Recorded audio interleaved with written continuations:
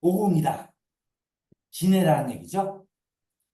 전희시 여기 쓰고 나서 대체적으로 발복했다는 얘기들이 많이 나오죠. 이철승이가 여기서 나왔다고 얘기를 해요. 비천오공명. 이게 여기서 여러분들 조심해야 할 것은 뭐냐면 이 오공이라는 것을 갖다가 비천오공이면 자 여러분들 어떻게 보세요? 이게 혈일까요? 앞쪽이 혈일까요? 여기서는 지금 이걸 혈로 보고 있어요. 이게 이렇게 날아가는 걸 갖다가 비천오공이라고 그러거든요. 이게 아니고 비천오공이라는 것은 혈이 입에 있어, 입. 여기에 혈이 있는 거예요. 근데 이건 혈이 잘못된 거예요, 이거. 이거 혈이 아니에요. 이 앞에가 혈이에요. 근데 사람들은 거꾸로 이렇게 날아간다고 생각해, 하늘로. 말도 안 되는 거예요. 비천오공을 갖다가. 이게 비천오공이라는 건 뭐예요? 용이 어떻게 지각이 이렇게 나 있잖아요. 앞으로 이렇게. 그렇죠? 그럼 앞으로는 날아가야죠. 어떻게 뒤로는 날아가요? 그리고 입에 혈이 있기 때문에 여기가 혈인 거예요. 이것은 잘못됐어요, 이거. 자, 이유를 얘기해 드릴게요. 자, 오공이라는 거 봅시다. 자, 오공. 진해죠? 오공은 혈이 입에 있다. 맞아요. 입에 있어요, 입. 지주. 지주 걸막는 거미죠? 거미도 입에 있습니다. 오공하고 지주는 전부 다 입에 있다라고 생각하시면 됩니다. 그다음에 협적. 이것은 날개에서 찾는다. 이건 내비두고요. 그런데 오공진해형은 오직 하나의 혈이 입 가운데 있고 나머지는 하장할 수 없다. 즉 여기서 보세요. 자 여기서 입이 어딜까요? 여 위에가 입일까요? 여 앞에가 입이죠. 그럼 여기가 혈이죠. 비천오공이라면 그죠? 자 다시 한번 봅시다. 그래서 오공은 이비혈이다 라는 것을 여러분들이 알아두셔야 됩니다. 자, 그래서 지주 똑같이 된다. 그 다음에 그러므로 입 가운데를 뚫는 것은 마땅하지 않다. 뭐 똑같은 얘기고요. 자, 계열하여 겨우 자 어떻게 묻느냐? 실은 이제 오공혈은 입이 있는데 입 쪽에는 그렇게 후루하지가 않아요. 그러니까 천광을 해가지고 겨우 관을 절반만 묻고 그 위는 절반은 호석으로 배토해서 기맥을 이해하다. 즉, 여 끝에다가 묻는데 어떻게 묻더라? 이거 뚫으면 안 돼. 깊게 뚫으면 안 돼. 원래는 1m 50 정도를 우리가 천광을 하죠. 1m 50 정도를 하지 말고 한 70cm 정도를 뚫고 그 다음에 관을 겨우 묻고 그 위에다가 배토를 해라 이렇게 그걸 많이 올려라 이 뜻이에요. 왜? 왜?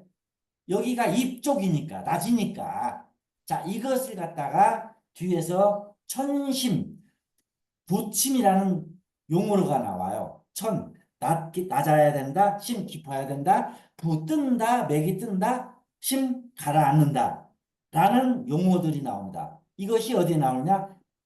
최원정이가 발미론에서 얘기하는 이론들이 나옵니다. 그래서 과연 어떨 때 깊게 묻고 어떨 때 낮게 묻고 어떨 때 깊게 뚫어야 되고 어떨 때 낮게 뚫어야 되느냐 하는 것들을 갖다가 이걸 얘기하는 것이 주위에 발미론에서 얘기하는 거니까 그것을 갖다가 제가 여러분들한테 해설해 드리겠습니다. 자, 다시 한번 봅시다. 자, 그래서 오공은 입에다 해야 된다 하는 거 정확하게.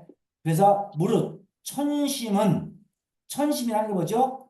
낮게 묻고 깊게 묻는 거죠. 자, 우리가 낮게 묻어야 된다, 깊게 묻어야 된다는 어떨 때 낮게 묻고 어떨 때 깊게 묻어야 되느냐 하는 거죠. 자, 그런데 이것은 이제 발미론에서 얘기를 조금 이따 얘기를 합니다. 어떨 때는 낮게 묻어야 되고 어떨 때는 깊게 묻어야 된다라고 하는데 실질적으로 여러분들이 그 조선왕조실록을 보면요. 저기 그 윤건능 있죠? 사도세자묘를 쓸 때 정조가 정조는 풍수지리의 대가였습니다. 어, 세종 조선왕조실록에 정확하게 나옵니다. 사도세자가 정조의 아버지잖아요, 그죠?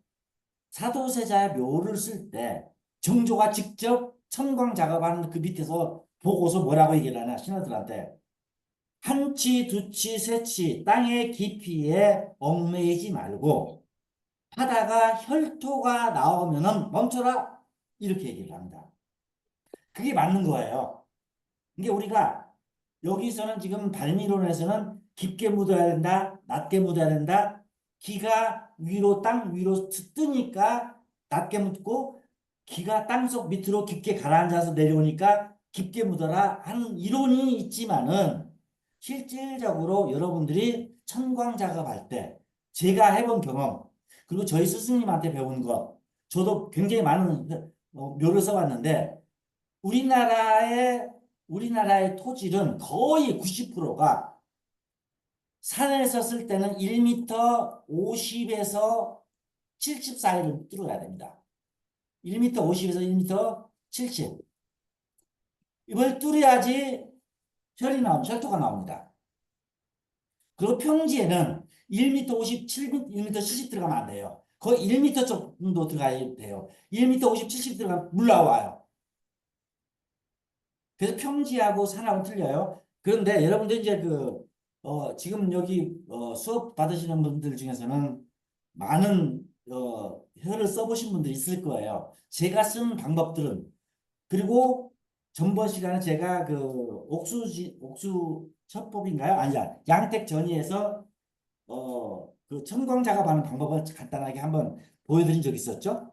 우리나라 지질 형태를 보면 어떻게 생겼냐면 대체적으로 위에 이렇게 있으면은 한 30cm 정도가 이게 부토예요. 30cm가 부토예요. 부토라는 거예요. 낙엽이고 그다음에 자갈이고 이런 것들이 있어요. 이렇게. 그게 커뮤니티 뒤에요. 이걸 뚫고 들어가면 한 70cm, 그러니까 1m까지 약 1m 한 20cm, 1m까지 약 1m 들어가면요. 1m를 들어가면 여기는 생토라고 그래요. 생토. 생토라는 것은 무슨 뜻이냐면 노란 흙이든지 검정 흙이 나와요. 노란 흙이 나오는데 그걸 갖다 혈토로 생각하면 안 돼요. 황토가 나오는데 물이 축축해요. 자, 여기를 1m 정도 뚫다가 사람들 놀래요. 뭐야, 이거 물 나온다 이거 그만두는데 여기서 그만두면 안 돼요. 그러고 나서 1m 한 20 정도를 뚫고 들어가서 1m 50까지 뚫으면 1m 50 정도가 되면 1m 50 정도가 가면 그때사 혈토가 나와요, 여기서. 혈토라는 것은 비석비토. 즉, 그때 가면 물이 없어요. 그러니까 생토 뚫을 때까지만 해도 물이 나올 것처럼 보여요. 다들 놀래요. 그렇지 않으면 여기에 바위가 이렇게 묻혀 있어요. 바위 같은 것이 딱딱해요. 이걸 뚫고 내려가야지 밑에 혈이 나옵니다. 이것을 사람들은 몰라요. 그래서 그게 대체적으로 우리나라 토양에서는 1m 50에서 1m 70 들어갑니다. 깊게 들어갈 때 1m 80까지도 들어가요. 제가 해보니까 저희 어머니 할 때 1m 70까지 들어가더라고요. 그래서 저희 어머니 아버지는 1m 거의 80을 묻었더라고요. 그래서 1m 50 이상 들어가야 돼요. 그래서 여러분들이 대체적으로 한 1m 파고 묻는다? 설도 아니에요. 우리나라 땅에서는요. 그래서 여러분들이 거의 이것이 어디에 나오냐? 담자록과 저기 다음에 담자록 두 개도 나오고 제가 쓴 그 양택 저기 책자 대부분 책자에도 나오고 경전에도 나옵니다. 이것들이. 그래서 우리가 실질적으로 이제 부침, 즉 부한다, 뜬다, 가라앉는다, 맥이 뜬다, 맥이 가라앉는다. 그다음에 천심, 낮게 묻어야 된다, 깊게 묻어야 한다는 말을 갖다가 발미론에서 얘기를 해요. 누가? 최원정이가. 그런데 그러한 이론보다는 실질적으로 현장에서 보는 게 맞습니다. 그래서 오공편에서 그 얘기를 하니까 이걸 잠깐 살펴보도록 하겠습니다. 자, 부침. 자, 뜨냐, 맥이 뜬다, 가라앉는다는 얘기예요. 자, 우리가 맥을 갖다가 두 종류로 나누죠. 양맥이다, 음맥이다 그러죠. 자, 음맥은 어떤 맥일까요? 산에서 내려오는 맥이죠. 높고 가파르고 뾰족한 거죠. 양맥은 뭐예요? 평지에는 평평한 맥이죠. 그러니까 맥이 이게 이런 형태죠. 자, 어때요? 옆에가 거의 높고 맥은 이게 자, 여기가 혈이 있으면 여기가 혈터가 있으면 옆에 산들이 높아요. 높아. 전부 다 높아. 이럴 때는 맥은 어떨까요? 맥은 뜨겠죠. 그러니까 이때는 어떻게 돼요? 높게 깊게 묻으면 되겠어요? 맥이 뜨니까 낮게 묻어야겠죠. 그런데 음맥 이렇게 뼈 조각이 내려오는 것도 있죠. 가파르게. 낮게 음으로 되는 거 이런 것들은 어때요? 이런 형태죠. 이게 이런 형태는 어떨까요? 맥이 밑으로 가라앉지요. 침, 막 침한다, 가라앉는다. 그러니까 어때야 돼요? 이럴 때는 어때요? 낮게 묻어야 돼, 깊게 묻어야 돼요. 이때는 깊게 묻어야 돼요. 깊게 묻어야 돼요. 자, 이 얘기를 합니다. 자, 이걸 갖다가 우리는 맥이 뜬다, 맥이 가라앉는다는 얘기예요. 자, 여기 봅시다. 자, 맥은 항상 그, 그 겉에 나타나는데 자, 음맥은 항상 가운데 나타난다. 왜? 이게 음맥이죠. 밑에 가운데 깊게 나타난다. 왜? 맥이 가라앉기 때문에 침하기 때문에. 자, 양맥은 어때요? 항상 겉에 나타난다. 왜 그래요? 맥이 뜨기 때문에. 그러니까 낮게 묻어야 되겠죠. 자, 두 번째. 자, 철한 것은 이것은 뭐예요? 나온 것. 이것은 음맥이고 이것은 묘한 것은 양맥이 되죠. 자, 그다음에 세미한 것, 미미한 것은 뜨지요, 이렇게. 그런데 어때요? 맥이 크고 중한 것들은 이렇게 가라앉아요. 그러니까 깊게 들어가겠죠. 자, 중고일조. 이게 모든 것들이 옆에가 전부 다 높은데 이 혈처만 낮아요. 그럼 어때요? 이럴 때는 맥이 뜨겠죠. 맥이 뜨겠죠. 어디예요? 그죠? 또한 중저일고 전부 다 낮은데 우리가 낮은데 하나만 높아. 이게 이 내려오는 맥만 높고 전부 다 낮은 데예요. 이럴 때는 어때요? 이게 낮게 묻으면 안 되겠죠. 깊게 묻어야겠죠. 이럴 때는 맥침, 맥이 깊다. 이걸 갖다가 여러분들이 보셔야 돼요. 자, 왜 그러냐? 중고일절은 자, 중고일절은 뭐예요? 무리가 높고 모두가 높은데 일처 하나만 낮을 경우에는 실질적으로 두려워하는 것은 뭘까요? 바람을 두려워하지 않지요. 왜? 바람이 막아주니까 옆에서. 자, 이걸 갖다 이렇게 봅시다. 혈이 있는데 혈처 옆에 높은 청룡백호가 높다. 이럴 때는 어때요? 이게 뜨겠지요. 근데 만약에 맥이 혈처가 있는 혈처 옆에 청룡백호가 낮아. 이러면 어때요? 바람이 있어야 되니까 깊게 들어가겠죠. 맥이. 이럴 때는 깊게 묻어야 된다. 이 뜻이에요, 이게. 그래서 중저일고는 바람을 갖다가 두려워하기 때문에 맥은 반드시 깊게 묻어야 된다 하는 얘기를 합니다. 그래서 우리가 뜬다, 맥이 뜬다, 맥이 가라앉는다는 얘기를 양맥은 맥이 뜬다, 음맥은 맥이 가라앉는다. 그러니까 맥이 뜨니까 어때요? 자, 맥이 뜨니까 위에다 묻어야겠죠. 맥이 가라앉으니까 맥이 밑으로 내려오니까 돼요. 깊게 묻어야겠죠. 이 뜻이에요. 이걸 갖다가 뭐라고 그래요? 자, 침하느냐, 부하느냐. 만약에 이걸 갖다가 천심이라고, 낮게 묻어야 되느냐, 깊게 묻어야 되느냐 하는 얘기예요. 자, 그거 갖다가 천심을 봅시다. 천심. 어떨 때가 천심인지. 자, 또 두 번째. 자, 대개, 네, 대개 이제 우리가 높이 쓸 것이냐, 낮게 쓸 것이냐 하는 것들은 내맥의 음양을 본다. 자, 어떤 거예요? 내맥이란 게 뭐예요? 이거죠? 자, 이렇게 와서 이렇게 내려오는데 이 내려오는 내맥이죠, 이거. 이 맥이 양이냐 음이냐에 따라서 양맥, 음맥을 나누죠. 양맥은 뭐예요? 넓게 퍼져서 내려오는 거죠. 자, 넓게 퍼져서 내려오는 것들 어때요? 뜨겠죠, 맥이. 양맥이니까. 그죠? 자, 뾰족하게 내려오고 날카롭게 내려오고 구부러져 내려오고 지그러 내려오는 것들 높게 곧게 내려오는 것들 이것은 음맥이라고 그러죠. 음맥은 어때요? 맥이 가라앉겠죠. 그러니까 깊게 묻어야겠죠. 그 얘기예요, 이게.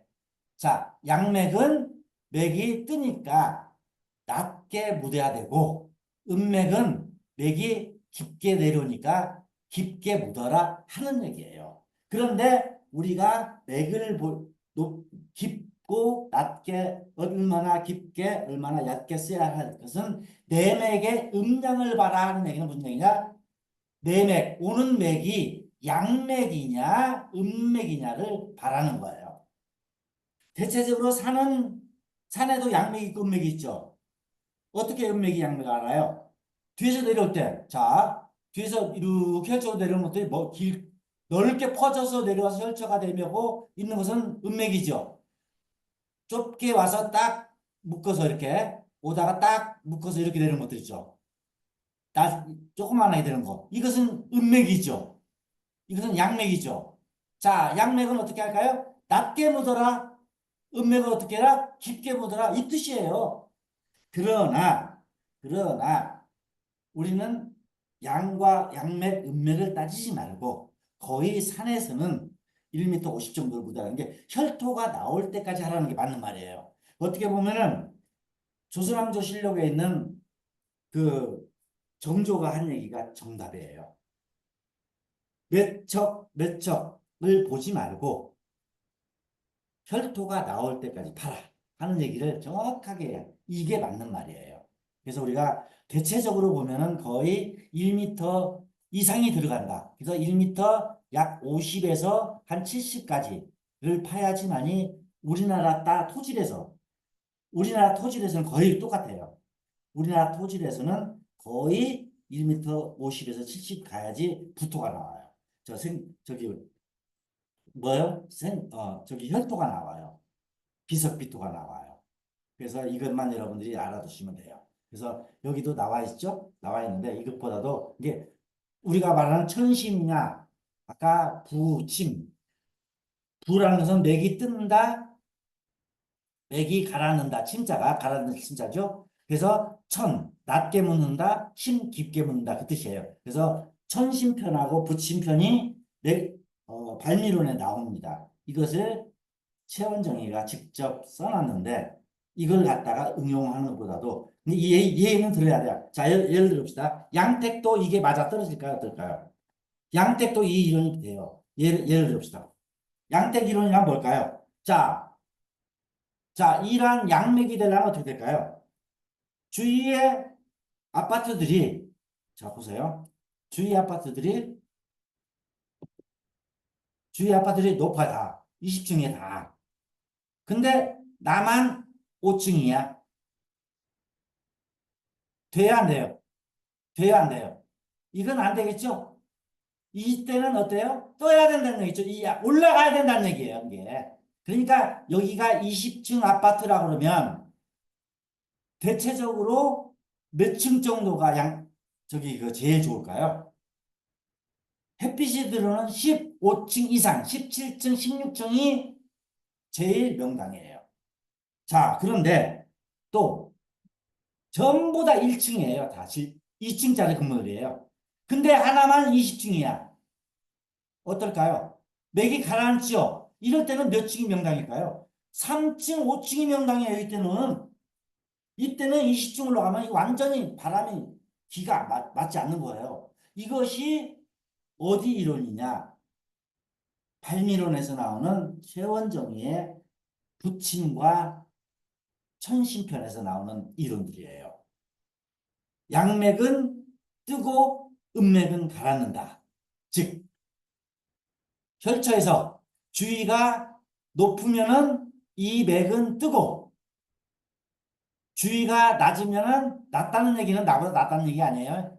조금 나보다 비슷하면 어때요? 바람이 불어 들어오니까 맥은 가라앉는다는 거예요. 이때는 깊이 들어가야 된다 하는 얘기예요. 그래서 우리가 아파트를 정할 때도 아파트가 몇 층이 옛날에는 이랬어요. 땅의 기운이 올라오는 5층 이상, 5층이 제일 좋다, 7층이 제일 좋다라는 얘기를 했는데 실질적으로 양택은 양기를 먹고 살죠. 양기가 뭘까요? 땅의 기운이 양기일까요? 태양의 기운이 양기일까요? 태양의 기운이 양기잖아요. 그렇기 때문에 땅의 기운인 음기가 올라와서 기가 있다. 양택에서 이것은 약간의 맞지가 않아요. 기운은 나타나겠지만 그렇게 많은 것들은 양기예요. 그렇기 때문에 우리가 옛날에는 땅 기운을 봤는데 5층까지라고 했지만은 이제는 뭘로 해야 된다? 아파트가 높으면 저보다 높게 올라가야 되고 주위에 집들이 낮으면 낮게 내려오는 것이 이것이 정설이다. 그래서 우리가 몇 층이 명당이다 하는 것은 절대 하면 안 된다는 것이 이러한 이론이에요. 자, 이것을 양택에도 활용할 수 있습니다. 이것이 최원정의의 그 발미론의 부침하고 천신편에 나오는 겁니다. 자, 이걸 갖다가 한번 우리가 했으니까 한번 봅시다. 그다음에 자, 그래서 50형 자, 이런 것들이 50이에요. 자, 50 봅시다. 자, 자, 50 하산형. 자, 진해가 산에서 내려온다. 다리가 있죠? 여기가 혈이죠? 그죠? 또 두 번에 50 비천형 쭉 해서 여기에 이게 비천형이에요. 비천형. 여기 산에서 쭉 내려와서 여기에 혈이 있어요. 여기에 비천형. 자, 이것도 마찬가지죠? 이것도 비천형이에요. 50 비천형. 이건 50 복지형. 약간 이건 전부 다 길한 것들. 그런데 다리가 없는 것들은 절각 50이라고 해서 흉하게 보여요. 그래서 이렇게 다리들이 다 있어야 된다. 다리도 어때요? 밑으로 내려가야 되죠? 위로 가면 어떻게 돼요? 거꾸로 가는 거죠. 자, 용도 어떻게 해요? 이렇게 내려온 게 생용이죠? 거꾸로 된 것들은 다 사령이잖아요. 거꾸로 됐으니까. 그죠? 그래서 다리가 해야 돼. 그리고 혈은 입에 있다. 여기에 있는 것이 아니다는 거예요. 자, 그래서 오공용은 우리가 크게 복지, 하산형, 비천 오공형, 복지 오공형으로 나누는데, 그다음에 이런 절각 다리가 없는 것들은 오공이라고 할 수가 없다라고 얘기하는 것이 맞습니다. 그리고 오공은 어디에다가 혀를 쓴다? 입에다 쓴다. 그리고 귀가 나타나는 것들은 거의 삼공과 사보가 나타나는데 거의 부귀가 나타난다. 부귀, 부귀가 나타난다. 그다음에 축사오공 이런 것들은 부가 나타나는 부기가 나타난다 이렇게 생각하시면 돼요. 그래서 오공형 자 이러한 것들이 오공형이다 하는 것들. 자 혀를 갖다 봅시다. 흥사론을 갖다가 자 비천 오공형 자 하늘로 날아가는 오공이라는 얘기예요. 자 맞지요? 자 보세요 여기 금성체에서 자 횡령에서 나겠네요. 자 횡령에서 나갈 때는 항상 밑에 하나의 용이 떨어져 있어야 된다고 그랬죠? 바로 내려가면 안 된다고 그랬죠? 떨어져서 이게 50이죠. 50으로 쭉 내려가서 2배 여기에 혈이 있죠. 그렇죠? 자, 50은 앞에 용이나 뇌나 이런 것들, 그다음에 귀인이나 이런 것들이 응해야 되니까 앞에 귀인, 고축사, 귀인, 공룡 이런 것들이 우레 이런 것들이 앞에가 있네요. 자, 비천 오공룡. 자, 봅시다. 비천 오공룡은 어디다 한다? 입에다가 한다. 산도는 담시의 조이다. 담시 할아버지의 묘다. 즉 가력이 부가 후덕하고 주현의 관리가 많이 나오고 그리고 멈췄다. 그러니까 대체적으로 거의 귀가 나타났지요. 귀가. 자, 봅시다. 유시조의 말에 따르면 자, 여기는 유시조의 말에 따르면이라는 말이 많이 나와요. 유시조가 누굴까요? 유시 할아버지가. 유윤중이 할아버지예요. 유윤중이 할아버지. 유윤중. 유인중이가 어땠죠? 자, 옥수진경을 쓴 사람은 장잠이었죠. 1차로 해설한 사람이 유인중이에요. 2차로 발의를 이렇게 많이 한 사람이 최원정이에요. 유인중이가 해설한 것이 나와요. 이 유인중의 할아버지를 갖다가 유시조의 말에 따르면 이렇게 썼어요. 이 말들이 많이 나와요. 그래서 실질적으로 이제 이걸 갖다가 이 산도를 갖다 물어봐요. 누구한테? 최원정이가 유씨 할아버지한테 가서 이게 유인중의 할아버지한테 가서 이게 맞냐 틀리냐고 물어봅니다. 이러한 내용 실질적으로 확인하는 작업이 이런 내용들이 나와요. 그래서 유시조의 말에 따르면 담시의 조이며 자는 숙통이고 일찍이 바다를 다스리는 해 위에 임해졌는데 천보 당현종 후기 때 사람이다. 정확하게 얘기를 했죠. 이 땅이 힘이 가벼운 것은 횡령으로 지나가 낙혈을 했기 때문이다. 횡령으로 내려가서 낙혈했기 때문에 약하다고 했는데 횡령으로 가더라도 하나가 떨어져 있으면은 상관이 없다고 그랬죠. 이게 힘이 약하다고 볼 수는 없어요. 왜? 그리고 밑에 5공용으로 나왔기 때문에 이것은 약하다고 할 수가 없어요. 그러나 오히려 홀로 개장하여 각이 나오니 모두 수성이다. 금성체 수성체 그러니까 금수상간이죠. 금수상간은 문무가 다 나타난다고 그랬죠. 그 다음에 오공절이기 때문에 귀가 나타나죠. 자, 귀가 나타난다. 자, 이것은 지금 내기를 얘기를 하는 거예요. 자, 그 다음에 한 번 개장 후에 절절히 오공의 형체를 분화했다. 자, 앞에 안산에 후령이 즉시로 비스듬히 내려가 모시는 영향이 가볍다. 단지 앞에 고축과 귀인이기 때문에 귀하다는 게 앞에 있는 여기에 고축사가 있고 귀인이 있고 쌍천귀인이 있으니까 두 사람이 과거에 들어갔겠네요. 그죠? 담시조가 후손들이 가득 가리 후속했다는데 아마 두 사람이 이제 귀인이 나와서 저기 과거에 급제한 사람도 나왔을 것 같아요. 그죠? 귀인이 있고 전격으로 혀를 취하는 오공은 오직 부칭 하나의 혈이라는 게 아까 했던 것은 오공혈은 이 입에다가만 쓸 수 있다라고 했었죠. 그래서 도리어 다른 데는 하장할 수 없는 것 없다라고 얘기했죠. 그래서 다른 데다가 쓰면 안 된다. 그래서 비천 오공혈은 입에다가 해야 되는데 어떻게 묻어라? 앞에 깊게 하지 말고 낮게 묻고 그 다음에 그 위에다가 끌 덮어서 혀를 만들어라 하는 얘기를 갖다가 최원정이가 얘기하는 걸 볼 수 있습니다. 자, 비천오공령. 자, 봅시다. 자, 우리가 형상수, 이상수를 한번 봅시다. 자, 이 상은 오공이죠. 오공인데 비천오공령이라고 했어요. 자, 당연히 비천오공령이니까 어디다 해야 된다가 입에다가 해야 된다. 입이 혈이다. 자, 형상과 혈수는 됐습니다. 상을 봤어요. 그 다음에 이치. 자, 내기와 외기를 봅시다. 내기는 횡령으로 금성체로 내려와 가지고 금성체로 줄줄이 내려오고 수성체로 내려와서 그다음에 여기가 수성체죠. 금수상간으로 내려왔죠. 금수상간이면서 뭐다?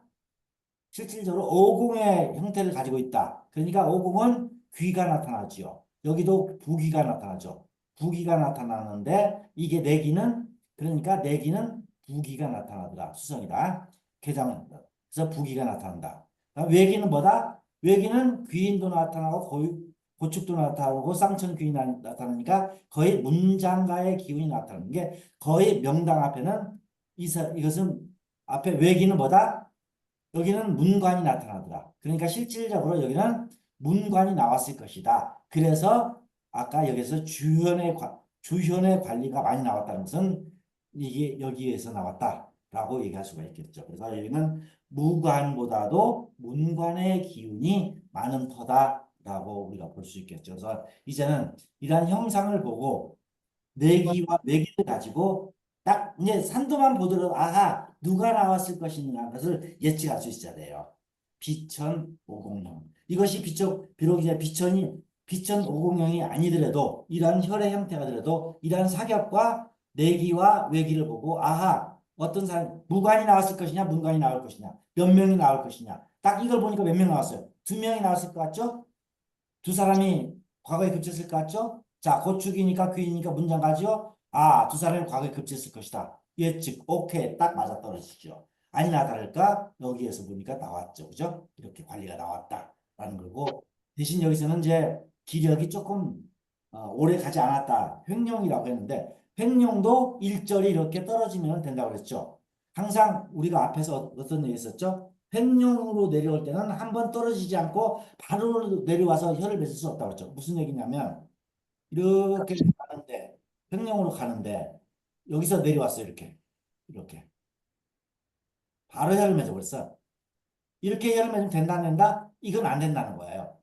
즉 이렇게 내려왔으면은 횡령으로 갔을 때 내려왔으면 한 번 산이 떨어지고 그리고 내려와서 이렇게 맺어라.